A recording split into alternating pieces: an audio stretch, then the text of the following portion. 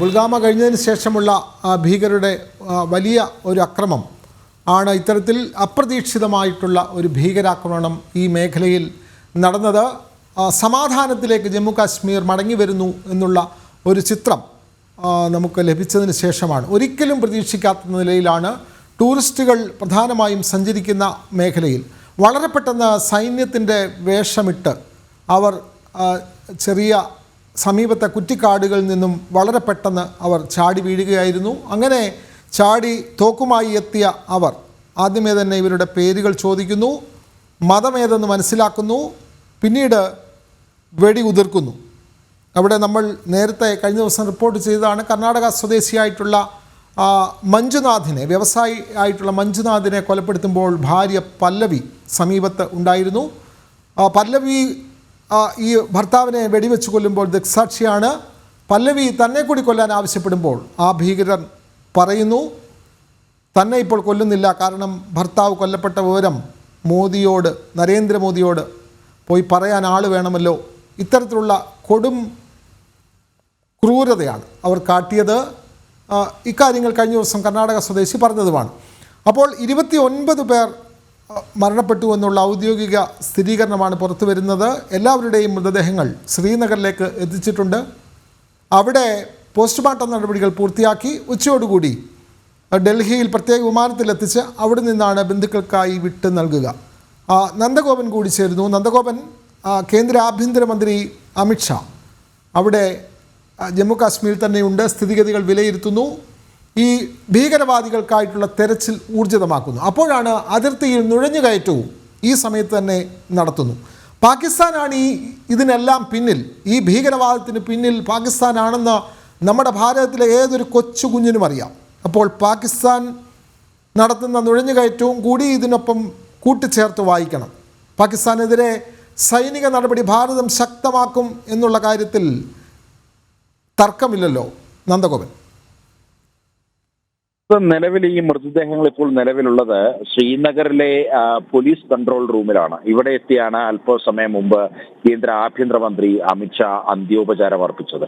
ഏതാണ്ട് മൃതദേഹങ്ങളുടെ എല്ലാം പോസ്റ്റ്മോർട്ടം നടപടികൾ പൂർത്തിയായതായിട്ടാണ് ലഭ്യമാകുന്ന സൂചനകൾ. വൈകുന്നേരത്തോടുകൂടി മുഴുവൻ മൃതദേഹങ്ങളിലും ഡൽഹിയിലേക്ക് എത്തിച്ച് അവിടെ നിന്നും അതാത് സംസ്ഥാനങ്ങളിലേക്ക് മാറ്റുവാൻ വേണ്ടിയാണ് ഇപ്പോൾ ക്രമീകരണങ്ങൾ ഏർപ്പെടുത്തിയിട്ടുള്ളത് എന്നുള്ളതാണ് ലഭ്യമായ സൂചനകൾ. അതേസമയം തന്നെ ഈ കേന്ദ്ര ആഭ്യന്തരമന്ത്രിയുടെ സന്ദർശനം, ഒപ്പം ഇന്നലെ നടന്ന ഭീകരാക്രമണം, അതിർത്തിയിലെ നുഴഞ്ഞുകയറ്റം, ഇതെല്ലാം തന്നെ കരുതിക്കൊണ്ട് ഈ കശ്മീരിൽ വളരെ കർശനമായ സുരക്ഷയാണ് ഏർപ്പെടുത്തിയിട്ടുള്ളത്.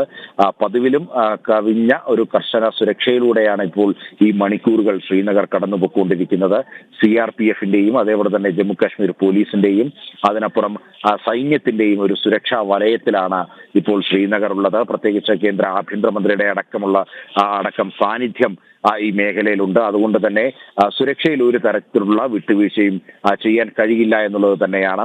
ഓരോ 200 മീറ്ററിലും CRPF-ന്റെയും ജമ്മു കാശ്മീർ പോലീസിന്റെയും ഭടന്മാർ, ആയുധധാരികളായിട്ടുള്ള ഭടന്മാർ തോക്കുമായി അവർ കാവൽ നിൽക്കുന്ന കാഴ്ചയാണ് നമുക്ക് കാണാൻ കഴിയുന്നത്.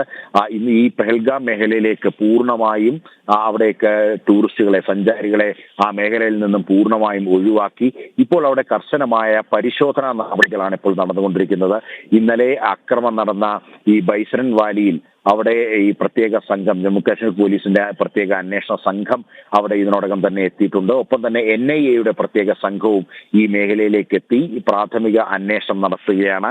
ഒപ്പം തന്നെ ഈ ഭീകരവാദികൾക്കായിട്ട്, ഈ അക്രമം നടത്തിയവർക്കായിട്ടുള്ള തിരച്ചിലും ഈ മേഖലയിൽ ഊർജിതമാണ്. ഇന്ത്യൻ ആർമിയുടെ ALH ധ്രുവ് ഹെലികോപ്റ്റർ ഉപയോഗിച്ചുകൊണ്ട് ഈ മേഖലയിൽ സമഗ്രമായൊരു തിരച്ചിലേക്കാണ് ഇപ്പോൾ കടന്നിരിക്കുന്നത്. പ്രത്യേകിച്ച് ഈ ഭീകരവാദികൾ, ഇന്നലെ അക്രമം നടത്തിയ ഭീകരവാദികൾ, അവർ ഈ മേഖല വിട്ടു പോകാൻ ഒരു തരത്തിലുള്ള സാധ്യതയും ഇല്ല എന്നുള്ളത് തന്നെയാണ് പ്രധാനമായും ജമ്മു കാശ്മീർ പോലീസിന്റെയും അതേപോലെ തന്നെ ആർമിയുടെയും ഒക്കെ തന്നെ വിലയിരുത്തൽ. രഹസ്യാന്വേഷണ വിഭാഗവും അത്തരത്തിൽ ചില റിപ്പോർട്ടുകൾ നൽകി. അതേസമയം തന്നെ പ്രാദേശികമായി ഈ ഭീകരവാദികൾക്ക് അവർക്ക് വേണ്ട സപ്പോർട്ട് ലഭിച്ചു എന്നുള്ള കാര്യം ജമ്മു കാശ്മീർ പോലീസ് സ്ഥിരീകരിക്കുന്നുണ്ട്. അങ്ങനെ പ്രാദേശികപരമായ ഒരു സംരക്ഷണം, ഒരു പിന്തുണ ഇല്ലാതെ ഈ മേഖലയിൽ, ഈ ബൈസൺ വാലിയിൽ ഇത്തരത്തിലൊരു ഓപ്പറേഷൻ നടത്താൻ കഴിയില്ല എന്നുള്ളത് തന്നെയാണ് പോലീസ് പോലീസ് വ്യക്തമാക്കുന്നത്. പ്രത്യേകിച്ച് ഈ മേഖലയിലേക്ക് വാഹനങ്ങളൊന്നും എത്തിപ്പെടത്തില്ല. കാൽനടയായോ അല്ലെങ്കിൽ കുതിരപ്പുറത്തോ മറ്റോ വേണം ഈ പെഹൽഗാമിലെ ഇന്നലെ ഈ അക്രമം നടന്ന ഈ ബൈസരൻ വാലിയിലേക്ക് എത്തുവാൻ വേണ്ടി. അതുകൊണ്ട് തന്നെ പ്രാദേശികമായ സഹായം ലഭിച്ചു എന്നുള്ളത് തന്നെയാണ് പ്രധാനമായും ജമ്മു കാശ്മീർ പോലീസ് വിലയിരുത്തുന്നത്. അങ്ങനെയുണ്ടെങ്കിൽ അത് ആരൊക്കെയാകാം എന്നുള്ളത് തന്നെ അവർ നിരീക്ഷിച്ചു വരികയാണ്. ഈ മേഖലയിലെ മൊബൈൽ ടവർ കേന്ദ്രീകരിച്ച് അടക്കമുള്ള നിരീക്ഷണങ്ങളിലേക്ക് ഇതിനോടകം തന്നെ പോലീസ് പോയിട്ടുണ്ട്. വളരെ ശാസ്ത്രീയമായ ഒരു അന്വേഷണത്തിലേക്ക് തന്നെയാണ് പോലീസ് കടന്നിട്ടുള്ളത്. ഒപ്പം തന്നെ NIA-യും വിവിധ കേന്ദ്ര ഏജൻസികളും ഇത് സംബന്ധിച്ചിട്ടുള്ള അന്വേഷണത്തിലേക്ക് കടന്നിട്ടുണ്ട്. ഇതുമായി ബന്ധപ്പെട്ട് പാകിസ്ഥാന്റെ പങ്ക് പ്രാഥമികമായി തന്നെ വ്യക്തമാണ്. ലഷ്കർ-ഇ-തോയ്ബയുടെ മറ്റൊരു സംഘടനയാണ് ഈ അക്രമത്തിന് പിന്നിൽ എന്നുള്ളത് ഇതിനോടകം തന്നെ സ്ഥിരീകരിച്ചു. അവർ ഈ അവരാണ് അക്രമം നടത്തിയത് എന്നുള്ളത് അവർ ഇതിനോടകം തന്നെ സമ്മതിച്ചു കഴിഞ്ഞു. വ്യക്തമായി പറഞ്ഞു കഴിഞ്ഞാൽ പാകിസ്ഥാന്റെ പങ്ക് ഇതിന് പിന്നിലുണ്ട് എന്നുള്ള കാര്യത്തിൽ തർക്കമില്ല. പ്രത്യേകിച്ച് അടുത്തിടെ ഭാരതം കൈവരിച്ച വലിയ നേട്ടങ്ങളിൽ, പ്രത്യേകിച്ച് ജമ്മു കാശ്മീരിൽ ഭാരതം നടത്തിയ നേട്ടങ്ങളിൽ സ്വാഭാവികമായും ജമ്മു കാശ്മീർ പാകിസ്ഥാൻ അസ്വസ്ഥരാണ് എന്നുള്ള കാര്യത്തിൽ തർക്കമില്ല. പ്രത്യേകിച്ച് അടുത്തിടെ പാകിസ്ഥാന്റെ കരസേനാ മേധാവി അവർ ജമ്മു കാശ്മീരിനെ പറ്റി ചില കമന്റുകൾ നടത്തുകയുണ്ടായി. ജമ്മു കാശ്മീർ അത് കാശ്മീരിന്റെ ഭാഗമാണ് എന്ന്, പാകിസ്ഥാന്റെ ഭാഗമാണ് എന്ന തരത്തിലുള്ള ചില കമന്റുകൾ ഈ പാകിസ്ഥാൻ ആർമി ചീഫിന്റെ ഭാഗത്തു നിന്നുണ്ടായി. അതിനെ ശക്തമായ നാണയത്തിൽ അതിന് ഭാരതം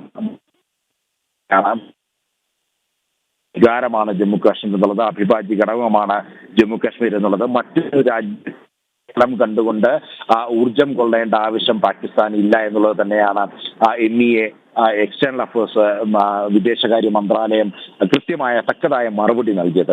ഏതായാലും അത്തരം മറുപടികളൊന്നും പാകിസ്ഥാൻ ഒതുങ്ങില്ല എന്നുള്ള കാര്യം വ്യക്തമാണ്. സ്വാഭാവികമായും അവർ ഭാരതത്തിൽ ഇത്തരത്തിലുള്ള സംഭവങ്ങൾ നിരന്തരം സൃഷ്ടിക്കാൻ ശ്രമിക്കുന്നു. അതിന് ഉദാഹരണമാണ് ഇപ്പോൾ ഈ അക്രമം നടന്ന് മണിക്കൂറുകൾ പിന്നിടുമ്പോൾ അതിർത്തി മേഖലയിൽ നുഴഞ്ഞു കയറുവാനുള്ള ശ്രമം BSF പരാജയപ്പെടുത്തി എന്നുള്ള വാർത്തകൾ വരുന്നത്.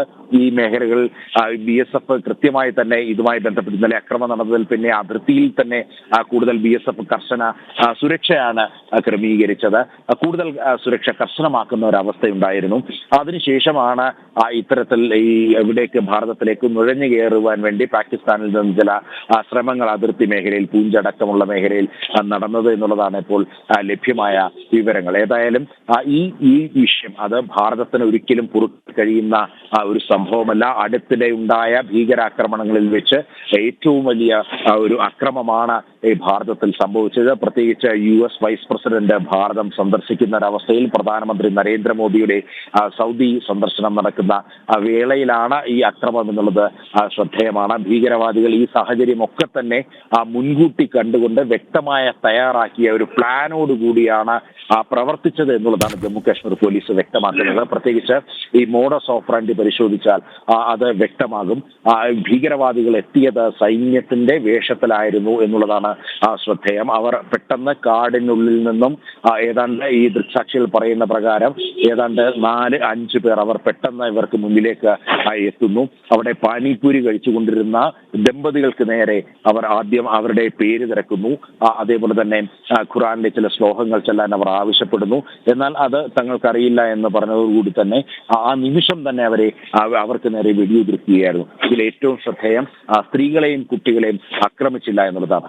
ഇതിൽ ഒരു അക്രമത്തിന് ഇരയായി കൊല്ലപ്പെട്ട ഒരു വ്യക്തിയുടെ ഭാര്യ അവർ പറയുന്നത്, എന്നെ കൂടി കൊല്ലാൻ ഞാൻ ഈ ഭീകരവാദികളോട് ആവശ്യപ്പെട്ടു.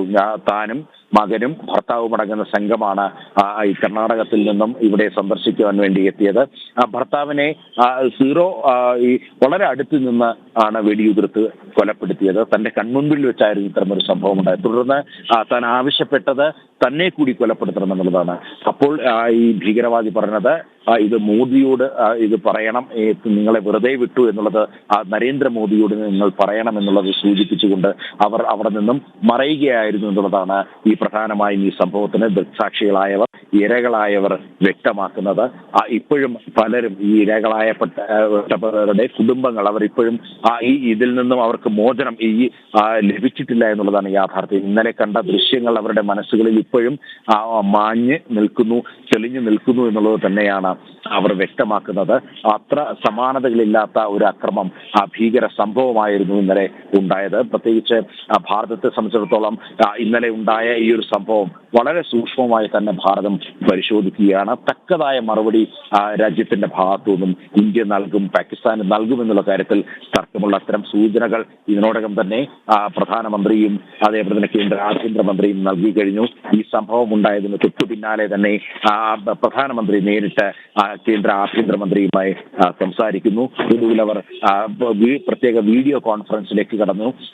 ആർമിയുടെയും അതേപോലെ തന്നെ CRPFന്റെയും ജമ്മു കാശ്മീർ പോലീസിന്റെയും ഇന്റലിജൻസ് ബ്യൂറോയുടെയും ഒക്കെ തന്നെ തലവന്മാരെ ഉൾപ്പെടുത്തിക്കൊണ്ട് ഇന്നലെ വൈകുന്നേരം തന്നെ ഡൽഹിയിൽ പ്രത്യേക യോഗം ചേർന്നു എന്നുള്ളതാണ്. വീഡിയോ കോൺഫറൻസിലൂടെ പ്രധാനമന്ത്രി നരേന്ദ്രമോദിയും അതിൽ പങ്കെടുത്തു. ശക്തമായി തിരിച്ചടിക്കാൻ അതേ നാണയത്തിൽ തന്നെ മറുപടി നൽകുവാൻ വേണ്ടിയുള്ള നിർദ്ദേശം മേൽഘടകങ്ങൾക്ക് നൽകി എന്നുള്ളത് തന്നെയാണ്. സ്വാഭാവികമായും ഭാരതത്തിന്റെ സൈന്യത്തെ സംബന്ധിച്ചിടത്തോളം ഇതൊരു വെല്ലുവിളിയായി തന്നെ ഏറ്റെടുത്തുകൊണ്ട് അവർ ഇതിന് തിരിച്ചടി നൽകുമെന്നുള്ള കാര്യത്തിൽ തർക്കമല്ല. ഏതായാലും ഇപ്പോൾ ലഭ്യമായ സൂചനകൾ അനുസരിച്ച് ഈ പോസ്റ്റ്മോർട്ടം നടപടികളൊക്കെ തന്നെ പൂർത്തീകരിച്ചുകൊണ്ട് 29 പേരുടെയും മൃതദേഹത്തിൽ കേന്ദ്ര ആഭ്യന്തരമന്ത്രി അമിത്ഷാ അന്തിമോപചാരം അർപ്പിച്ചു കഴിഞ്ഞു. വിനോ.